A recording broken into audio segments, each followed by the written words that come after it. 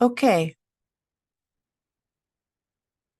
this is Shannon, Kringen, goddesskring, and I wanted to talk about um, psychological challenges. And I am a professional freelance. I'm wearing ridiculous glasses that I got at my favorite place, the thrift store outlet, where you pay $2 a pound for all kinds of random, mostly junk that you sort through in giant bins, and you get gems like this for really inexpensive. I also have um, uh, a big giant life-size tiger toy that is in my art car. I yesterday had a bit of a meltdown. Um, and I'm going to make this video just to document um, the challenges that I have with being highly sensitive. And I work as a full-time freelance person. I have several jobs. I'm a pet sitter, dog walker, art model, standardized patient. I do all those different things. I've been an art model since 1992, and I'm not going to say what I'm going to say to you in order to put myself down or victimize myself. I just want to acknowledge and try to learn from what's happening. Yesterday,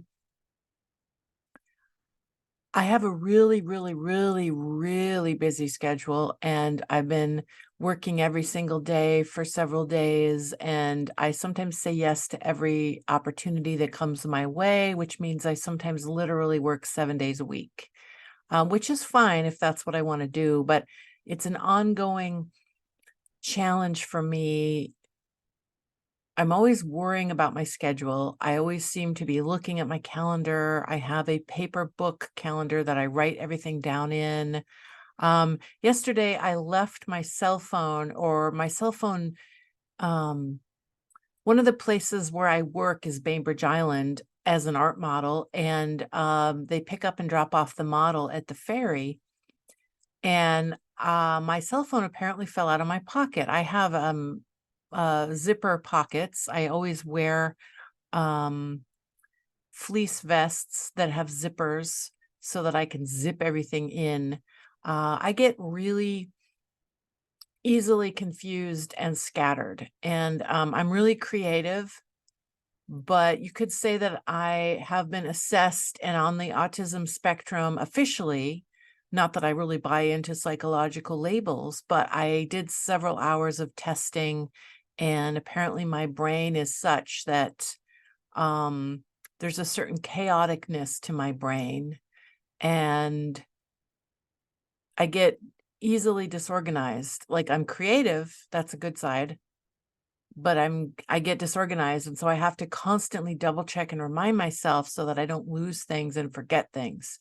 So yesterday, somehow my cell phone fell out of my pocket, which I didn't know because I thought it was zipped into somebody's car that was dropping me off at the ferry. And she actually was really nice and said, "Hey, make sure you didn't forget anything." And I double checked, I thought, and then she drove off, and then I discovered I had no cell phone. Thankfully, I have a second phone. I have one phone that I use for the camera, and then another phone that I use because it has an audio jack, because I like these old-fashioned, like right now I'm wearing old-fashioned, I'm wearing these kind of headphones. Put them back on so I can hear myself in the mic. So I like these kind of old-fashioned headphones, and so I have a sort of cheaper cell phone that has an audio jack, because as we all know, most devices nowadays do not have old-fashioned audio jacks, and you need an adapter. And I tried the adapter out and it sounds terrible. So that's not really a good solution. So I'm kind of mad at the companies for getting rid of audio jacks for those of us who still like wired headphones.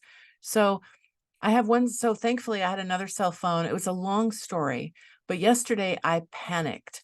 I started crying. My face turned red, and I was in public. I was at the ferry terminal on Bainbridge Island, and I panicked. I didn't have everyone's phone number and email written down. Thankfully, I had the bare minimum. I had somebody's. It's too hard to explain, but The lady at the espresso stand let me use the Wi-Fi in order to use my cell phone, my second cell phone that has no SIM card in it, to call one of the people on Bainbridge Island who only has a landline and not a cell phone.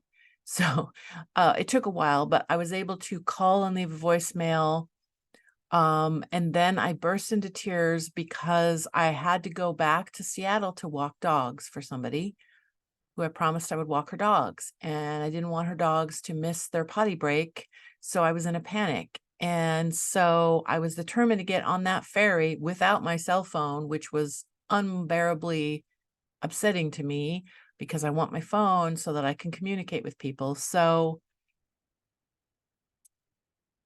now I'm going to write down in my paper calendar all of the important emails and phone numbers of every single person that I might need to contact if I lose my cell phone. So I'm going to make a list of all of the important emails and phone numbers, just in case if you lose your digital device or misplace it or the battery goes dead, you need to be able to contact people that you email or voicemail or text or call on the phone or whatever. So I panicked and my face turned red. I was crying like I was I literally felt like I was a little kid, which is, little kids are great, but they need adults to help them do things. And I'm 54 years old, so I'm not a kid. And so if I was a more functional adult, I would have patted myself on the back and stayed calm and dealt with my stress, but instead I just burst into tears and I started crying and I felt like a snowball rolling down the hill. And I know that autistic people would say you're having an autistic meltdown. Like this is kind of like a meltdown. And the irony is that when I was a little kid, my mom said that I didn't really throw tantrums. And when I was a little kid, I didn't freak out and misbehave and throw tantrums a lot. Although I think I did get lost in the grocery store. But yesterday, basically, I acted like a little kid in a way that a lot of people were not. I think people were afraid of me because I was crying and clearly something was wrong, and hardly anybody asked me anything, probably because they just didn't want to deal with it. Like when you get upset in public, people ignore you because they're afraid of you, and I can understand because there's a lot of violent people in the world. I'm not violent, but when I cry, I probably come off as somebody who's mentally ill, or people are just afraid or just don't want to deal with it because they're busy and they just want to get through their day and get on the ferry and do whatever they need to do and not have to deal with any drama. So thankfully, this really nice lady at the ferry terminal let me borrow her phone, and she said, "Can I help you call somebody or email somebody with my phone?" And so to make a long story short, I was crying, I was upset, I was a little bit hysterical, I was clearly overreacting. Obviously, I was overreacting, but when this happens to me, I don't feel like I have control over it. It's kind of like when you need to cry, you need to cry.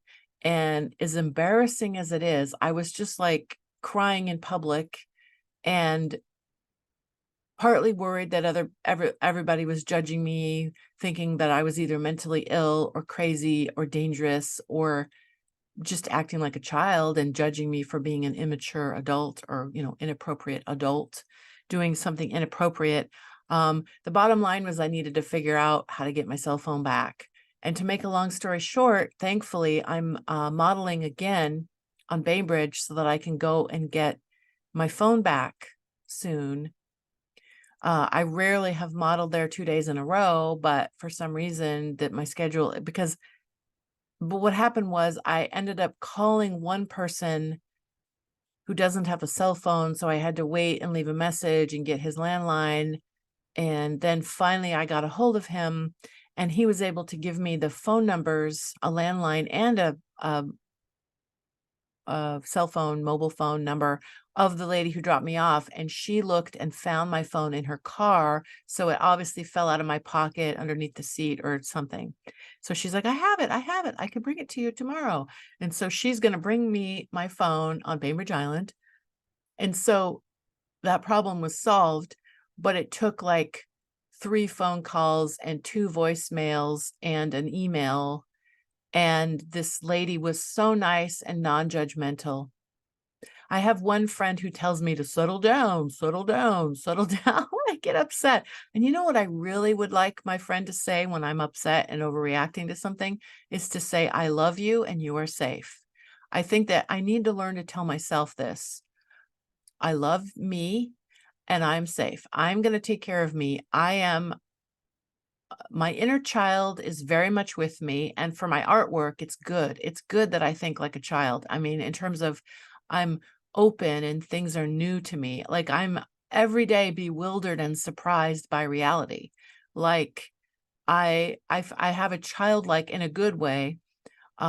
Children are open to new experience and in the present moment and responding in real time to whatever happens, whether it's positive or negative.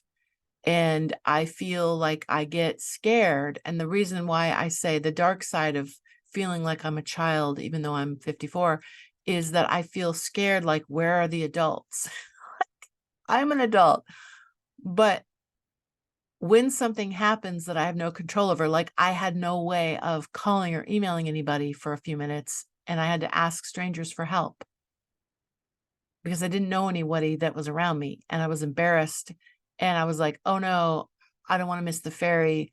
Oh, no, I have to go walk the dogs. How am I gonna get my phone? I hope it's in that lady's car and it's not lost, somewhere." Uh, so I panicked, and I thought about all the pros and cons, and I thought, "Oh, no, should I just stay here and miss the ferry?" But then I couldn't walk the dogs, and so I was worried about the dogs and blah, blah, blah. And then I had this important email. I had to get back with somebody. I'm recently reconnecting with a school where I art model, and I had to do lots of paperwork. I'd recently jumped through lots of hoops. I did a resume and had 3 references, and I interviewed on Zoom, and I did a lot of really functional, like, the reason why I'm telling you this story on YouTube. Hello, YouTube subscribers. This is Shannon Kring and Goddess Kring, acknowledging my lack of ability to handle certain stressful situations. And basically I broke down yesterday. For several days, I've been working as an art model and walking dogs, and I have pet sitting coming up. And I'm looking forward to taking care of somebody's cats at one house.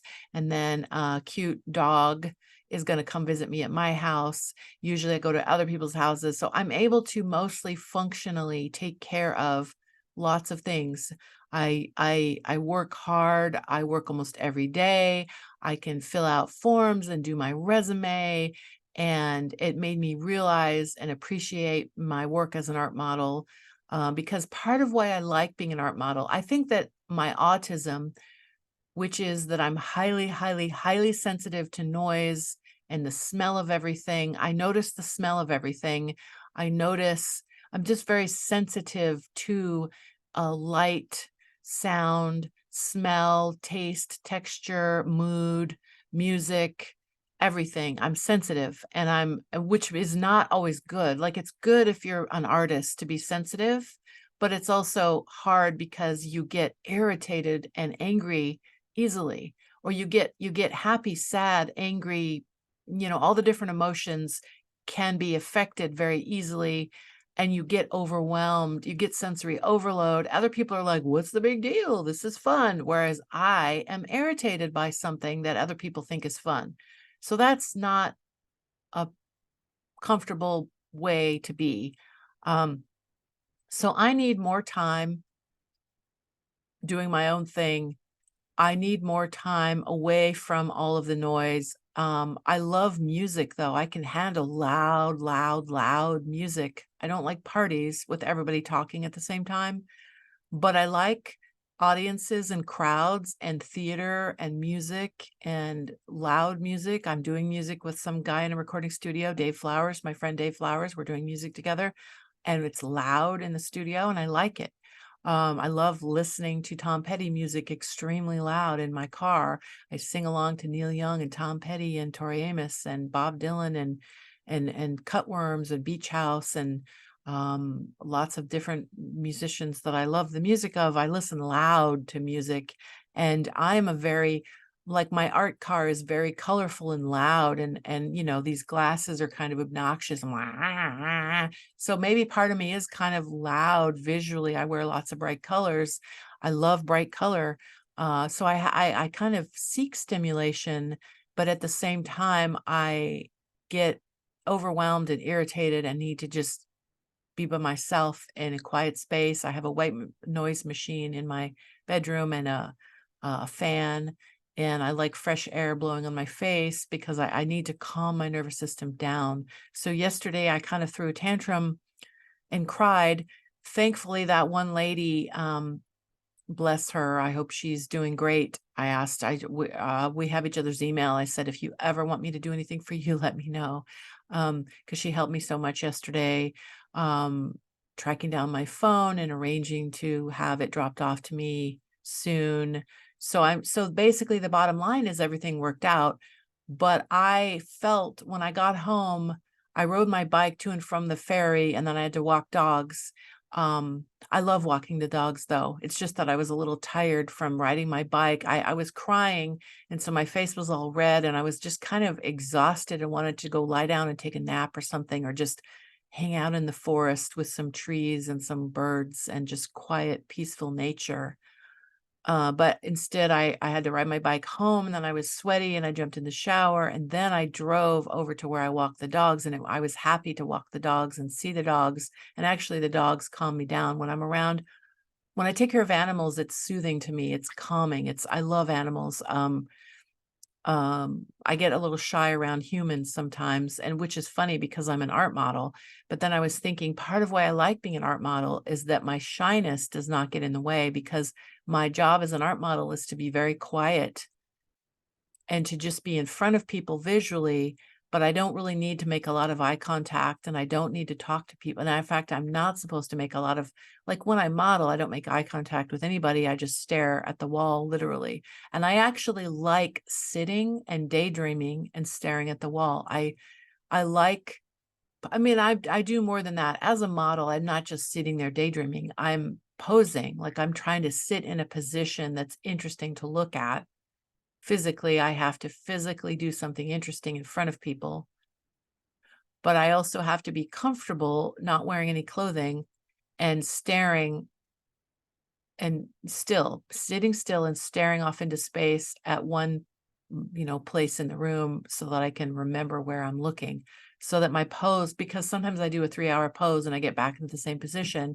Every 20 minutes, you get a 5-minute break. So part of why I love art modeling is, if I'm autistic, because they say that I am officially on the spectrum, partly meaning that I'm highly sensitive and that there's a rigidity, even though I'm really creative and open, and there's neuroplasticity in my brain. Everyone's brain has neuroplasticity, meaning we can keep learning and growing in new ways.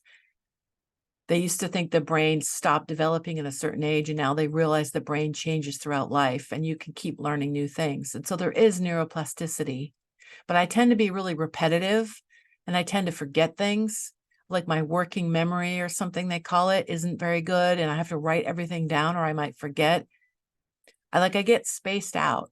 And so part of why I love art modeling, it's my saving grace, is that I get to sit quietly in front of people, and so I feel useful to the group, because I'm generally not comfortable in groups a lot. Like I said, I don't like parties, although I love going to music shows and being an audience member, like Cutworms. I saw the band Cutworms recently at the Crocodile, and it was a beautiful show, and I loved listening to them and being with the audience. I volunteer at the zoo for Zootoons concerts. I love being in the audience and helping volunteer at the zoo.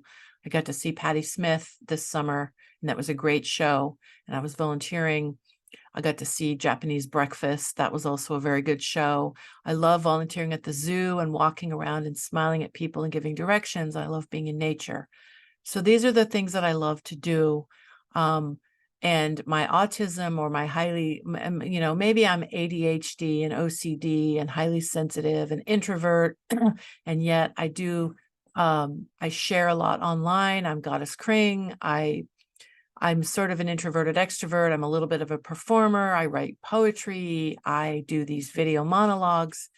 And yet part of me is kind of introverted and But I share a lot and I communicate. And when I misplaced my cell phone, not having my cell phone is bothering me. Yesterday, when I got home after I walked the dogs, I Zoomed with a friend of mine on video, and two different friends of mine talked to me on video so that I still felt like I could communicate other than just emailing people.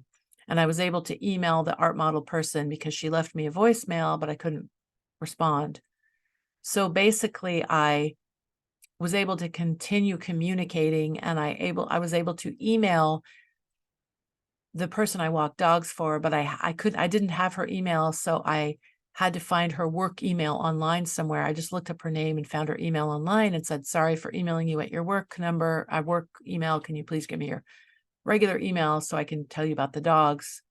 So I resolved that. So I was able to, I bent over backwards, jumping through hoops and making sure the dogs got walked, making sure that I thanked everybody and apologized for crying in front of people. And so you know what I mean? Like, it was embarrassing crying in public was embarrassing, but at the time it just felt like a snowball rolling down the hill and I couldn't stop it. So I guess you could say that was a bit of a meltdown. That was a bit of a overreaction to a stressful situation. So if I was a highly functional, perfect adult, I would have maybe just cried a little bit and had to take some deep breaths and ask for help and say, I need to get my cell phone back. I need to find a way to communicate with people through email or calling, borrowing somebody's phone. I would have more calmly found help. But the bottom line is, I did find help yesterday. The nice lady helped me and I did resolve the issue, and I'm going to get my phone. So I need to pat myself on the back, thank the lady who helped me and the other people. The lady at the espresso place helped me with the Wi-Fi, and then the other lady helped me borrowing her phone, or she dialed for me. She emailed me to make sure that we were in touch in case she needed to tell me anything that the other people told her about my cell phone. So basically, I was able to effectively communicate. So even though I cried and acted like a child, kind of like I was a kid throwing a tantrum, freaking out, and needed the adults to step in and help me out, calm me down or whatever. I need to learn to calm myself down, but I don't want to beat myself up for crying in that way in public. It was embarrassing. It was embarrassing. It was uncomfortable. It was, I was worried about people thinking that I was crazy or dangerous or scary or just judging me for, you know, oh, she's really immature, inappropriate. Oh, she's inappropriate. Oh, look at her. Like, you know, whatever negative judgments people would have. And I didn't want to stress people out, and I didn't want to mess up their day. It was a beautiful sunny day yesterday in Seattle, on the ferry, and I didn't want to stress people out and disrupt their peaceful day. So I felt bad on that. I felt bad about it in that way, but beating myself up about it is not helping. It's not helping at all. So if I could just say, okay, I forgive myself for overreacting. And I'm so grateful that I'm going to get my cell phone back soon, and that people helped me, and that I was able to, you know, the ferry workers didn't seem to think I was, you know, I was partly afraid people would say, hey, you need to calm down or you can't get on our ferry. So thankfully I wasn't obnoxious enough to the point where any ferry workers said to me, what's up with you? You know, you know what I mean? I was just crying, and I rode my bicycle. I was able to ride my bicycle safely with my bike helmet and all that. You know, I followed the rules. I put my bike helmet on. I did normal things, like I rode on the ferry and did all the normal things I was supposed to do, locked my bike up, did all the normal things I was supposed to do, other than my face was red and I was crying, and I was basically talking to myself. I was like, I'm really stressed out because I had nobody to talk to. So I was by myself. So I just thought, well, I'm just going to talk to myself. So I know people probably think I was nuts. And that's probably true. People probably thought I was a little bit crazy. And I even said out loud, I'm a little bit autistic, everyone. Sorry. That's what I said. So I said that out loud. So maybe people understand that. I don't know. Because there's that movie, Fantasy A Gets a Mattress. And that's about a autistic rapper here in Seattle. For real, I met him. He really is autistic, and they did a film, a fictionalized film about the real person. And so maybe it's true that autism is now people have a little bit more empathy and compassion for eccentric people that have sensory issues and communication challenges. It could be that autism is a little bit more on the radar in terms of people, because when I say that I'm on the autism spectrum, I'm not saying that to put myself down. I'm not, because I'm really smart, but I have challenges. I get confused and stressed out, and it's like I have dyslexia in a very chaotic way. Like I know left and right, but if somebody tells me certain instructions or the chronological order of things, I will not remember what they say. I will not remember certain things. I have to write it down or I will not remember it. And I'm really smart. And yet I don't remember certain things very well, and I have to write them down. And then in other ways, I'm extremely detailed. This is the part of me that really is a classic autistic, is that if you believe in these labels, because everyone's brain is neuroplastic. Neuroplasticity is a real thing, meaning your brain, depending on what you eat and how much you exercise and how much you sleep and everything about your lifestyle, affects your brain and how it functions. So I can learn certain skills, definitely. And we look at Helen Keller. Helen Keller, they didn't think she was very smart until that lady communicated with her. What was her name? Annie Sullivan or something? Nobody would have known how smart Helen Keller was unless that one lady communicated with her. Just like Temple Grandin, a really famous autistic lady that I admire very much. They did a movie about her life, starring Claire Danes. Nobody would have known how smart she was if the doctors told her mother, "You need to institutionalize your daughter. It's hopeless. She's not going to communicate. She's autistic, severely autistic. She's not going to probably ever communicate or get a job or anything." That was wrong. The mom said, "You know what? I think my daughter has potential." And she got a tutor for Temple Grandin as a little 3-year-old kid, because Temple had a hard time. See, I wasn't like that. I was verbal as a kid. I could read and write and speak when I was 3 or whatever age you're supposed to be able to speak. I could do that. I wasn't good socially in some ways. I had friends, but I had kind of social awkwardness and sensory challenges. And I was just kind of a peculiar, eccentric little kid, but I had friends. But I'm really smart, and yet I'm slow in some ways. Like I'm not good at reading, but I'm very auditory. So I have really good skills in terms of, if I listen to audiobooks and I take notes, like if I read, I won't remember what I read. I'm very slow at reading. I'm still slow at reading. I'm slow. I don't retain the information. I instantly forget what I just read. But if I hear it, I'm very auditory. If I hear something, if it's music or a movie or somebody telling me a story, I will remember it, especially if I take notes. If I hear something and then I write, that's when I learn. But when somebody just has me read something, I'm not going to probably remember it unless I'm really, like, if it's about Tom Petty, maybe I'll remember it. I don't know, because I'm really interested in Tom Petty. And then whatever happened, you know what else happened? Then after I got off the ferry, I ran into a lady who a model because I'm also a photographer. I'm a model, but I'm also a photographer. And I ran into a lady that I photographed 10 years ago. And I hadn't seen her in 10 years, and I didn't realize it was 10 years. I looked it up. I found some beautiful photos I took of her 10 years ago. And she's like, "Shannon, it's you." And I was like, "Who are you? What's your name?" And she told me her name. Her name is Fiona, and she's a model. And she's now doing other things in addition to modeling. I don't know if she still models, but she's definitely doing other things. She told me her new career. And she was riding a bike. We were both riding bicycles. As I got off the ferry, we both passed each other on the ferry, the bike trail. And she said hi to me. So that was unusual that I had that weird, stressful. So 2 rare occurrences happened yesterday. I misplaced my phone. I had a panic, freak out, meltdown, whatever you want to call it, inappropriate outburst in public, but I got the issue resolved. That's the bottom line. I fixed the problem. I found a solution to the problem. And then I ran into Fiona, who I hadn't seen in 10 years. And so maybe I will photograph her again. I don't know, but because it is nice for me to actually be the photographer and not just always be the model. Because I like to take photos. I like to be in front of the camera and behind the camera. So both. I like to do both. So I was recently in the public service announcement at the Beacon Cinema with the same crew that worked on Fantasy A Gets a Mattress, the movie. And it was wonderful for me to meet Fantasy A and to meet him and witness his autism, because I find autistic people fascinating. I'm only very mildly on the spectrum. Some people, when you look into their eyes, you can tell that they're in a different wavelength. Like when you meet Fantasy A, you can tell that his communication is different. The look in his eye is different.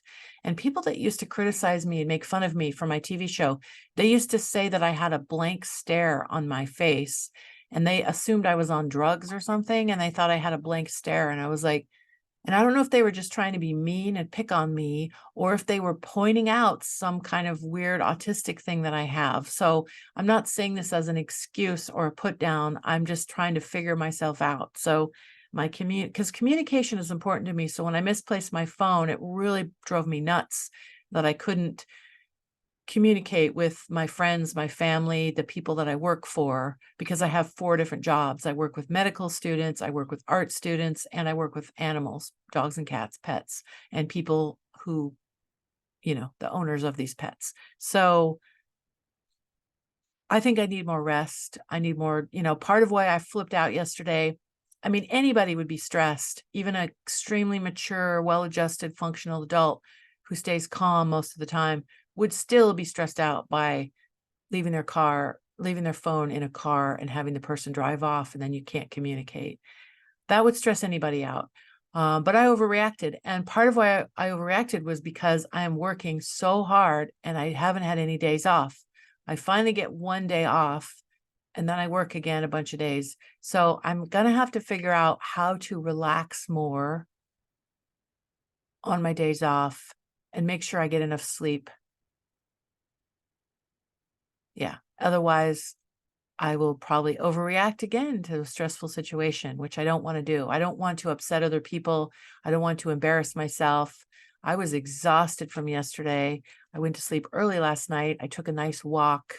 It calms me down to take walks. I like to walk barefoot on the earth.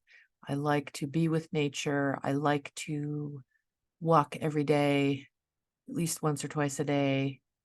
And yesterday I had a nice bike ride to and from the ferry, which is good exercise, but it's stressful riding your bike to the ferry and back. There's a lot of traffic, so you have to be really careful. So it's good exercise, but it's not really relaxing and soothing. It's more of a workout. And you have to be really careful with traffic. So I love walking by myself because it's quiet and I can just go off and, walk in the forest or whatever. So, okay, thanks for listening. So this is Shannon, Kringen, goddesskring. Just wanted to explain a challenging situation I had yesterday.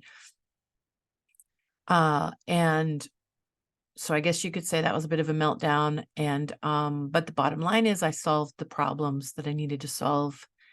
And I'm just going to try to go on from here and have compassion for myself and how I deal with a chaotic mind.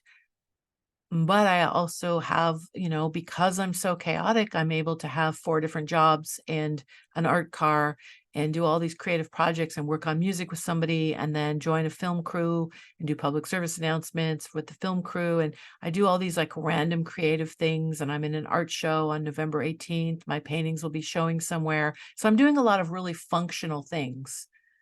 But at the same time, I feel like I constantly have to work on trying to feel safe and calm because I feel like everything is so chaotic around me. And part of it is my own chaos that I'm creating, perhaps, or maybe I'm just sensitive to how chaotic the world really is chaotic. And there's a lot of things happening at all times. And I just feel like I need more soothing. I need to learn to soothe myself more, calm myself. It's part of why I love to listen to Tom Petty music over and cut worms over and over and over, because certain song, if I love a song, I listen to it over and over and over, and it calms me down. It soothes me. It makes me feel safe and comfortable, just like curling up in your comfortable bed with nice, fuzzy, fluffy covers and having a fan blow on my face and listening to white noise or listening to the birds sing out my window in the trees. Yeah. So thanks for listening. This is Shannon Kringen, Goddess Kring. Thanks for, if you like this video, please subscribe and like this video. I know that my YouTube channel is not everybody's cup of tea. I ramble on. Most people probably don't listen to the whole monologue, whatever. I do this partly for myself. Maybe I'll do shorter, more entertaining videos. Entertain, short videos. Okay. So have a good day, everybody. Good luck to everyone. Shannon Kringen, Goddess Kring, signing out. Bye for now.